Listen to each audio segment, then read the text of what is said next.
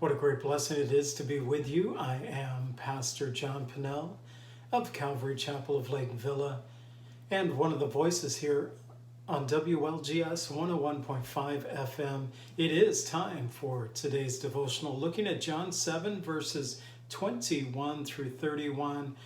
When the Christ comes, they actually use that phrase twice in this passage. It was after the healing of a man by the pool of Bethsaida. The religious rulers sought to kill Jesus for healing on the Sabbath. When they confronted Jesus, he proclaimed in John 5:17, "My Father has been working until now, and I have been working." Therefore, John tells us, verse 18, the Jews sought all the more to kill him because he not only broke the Sabbath, but also said that God was his Father, making himself equal with God. But Jesus revealed their hypocrisy here in chapter 7, beginning in verse 21. Jesus answered and said to them, "I did one work, and you all marveled. Moses therefore gave you circumcision, not that it was from Moses, but from the fathers, and you circumcise a man on the Sabbath." Jesus brings up a technicality in the law where two of God's commandments conflict against one another. In this case, he brings up the Sabbath law versus circumcising a male child on the 8th day. Circumcision almost always wins when it comes to that, whether the Sabbath or they were by Mosaic law to circumcise on the 8th day. Circumcision almost always won. Each time they circumcised their sons on the Sabbath day, they broke the Sabbath law, the Mosaic law. In verses 23 and 24, Jesus continued saying, "If a man receives circumcision on the Sabbath, so that the law of Moses should not be broken, are you angry with me because I made a man completely well on the Sabbath? Do not judge according to appearance, but judge with righteous judgment." Their man-made traditions made acts of healing on the Sabbath unlawful. And sadly, the religious rulers judged Jesus according to appearance and not with righteous judgment. Therefore, they were enraged with Jesus for healing a man who had a 38-year infirmity. They even sought to kill him. In Matthew 23:23, Jesus, condemning the Pharisees, said, "Woe to you, scribes and Pharisees, hypocrites, for you pay tithe of mint and anise and cumin, and you have neglected the weightier matters of the law, justice and mercy and faith. These you ought to have done, the tithe, they should have tithed, but without leaving the others undone. The others, justice, mercy, and faith." They were hypocrites, and Jesus called them out for it. It's another reason they sought to kill him, because he spoke truth to them.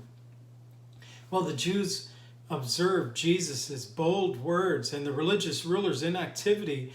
And so John tells us the people who were watching all this between Jesus and the religious rulers. In verses 25 through 27, the people said, "Is this not he whom they seek to kill? But look, he speaks boldly, and they say nothing to him. Do the rulers know indeed that he is truly the Christ? However, we know where this man is from. But when the Christ comes, no one knows where he is from."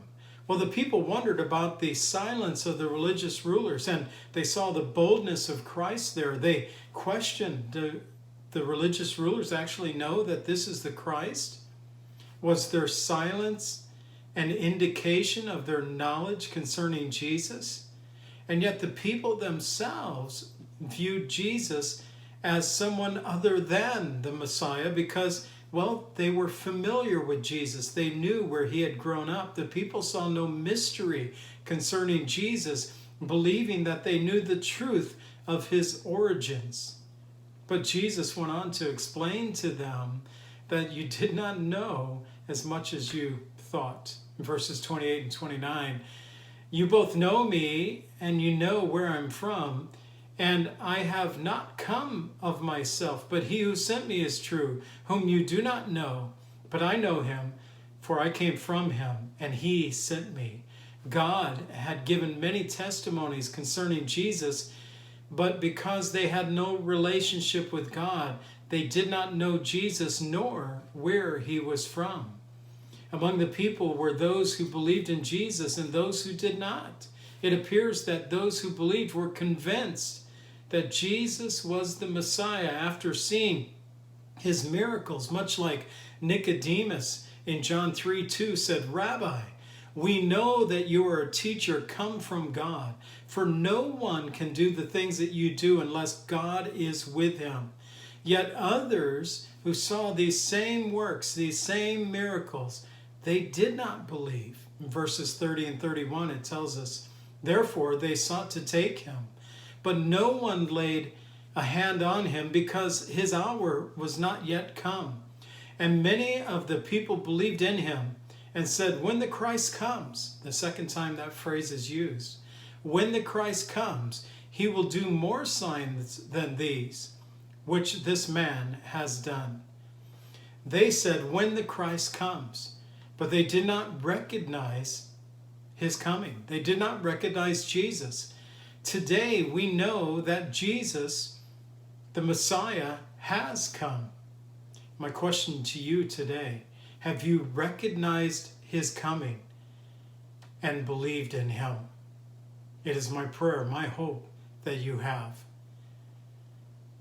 What a blessing it is to serve you in this way. I pray that God blesses your day.